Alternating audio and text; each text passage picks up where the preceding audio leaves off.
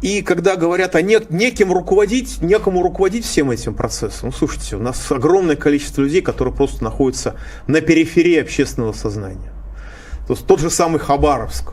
И в ЛДПР есть очень разумные люди. Я уж не буду их называть, чтобы их из партии не исключили.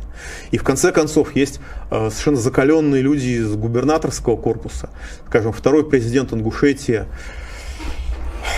Мурат Магометович Зязиков, например, который крайне дееспособный, крайне разумный человек. Что он делал, это на 8 героев России хватило, как говорят специалисты. Поэтому, собственно, ему и не дают Героя России.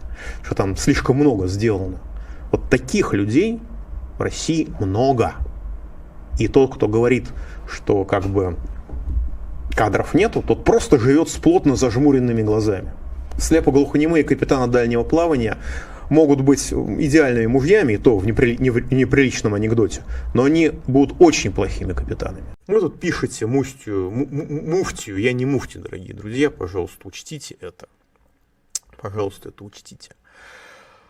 Но действительно, у нас большая беда не в Чечне, у нас в соседней республике, в Ингушетии. Там происходит такое ощущение, что там произошла потеря управления вообще всем по тем новостям, которые идут потоком.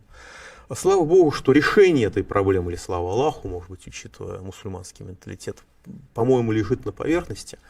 Достаточно вернуть на руководство, так сказать, второго президента Ингушетии Мурата Магометовича Зязикова, который в несравнимо более тяжелых условиях, так сказать, нормализовал ситуацию и, если по-честному, то окончательно зафиксировал Ингушетию в составе России, благо там были разные поползновения.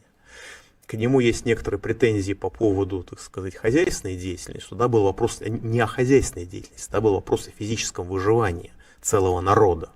Потому что он мог оказаться на растерзании бандитов.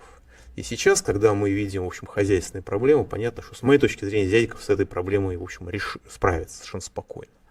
Но, вероятно, есть какие-то другие взгляды, поэтому идет и о росте преступлений на трассах за пределами населенных пунктов, рост в 3,5 раза, о хищениях энергии на 130 миллионов рублей совершенно в безумных объемах, из-за полного хаоса в сельскохозяйственной статистике, то град, то перевыполнение плана по сбору зерновых, как такое может быть. Уборка растет то в 3 раза, то в 1,5 раза, ну понятно, что так не бывает. Скорее всего, это моя гипотеза.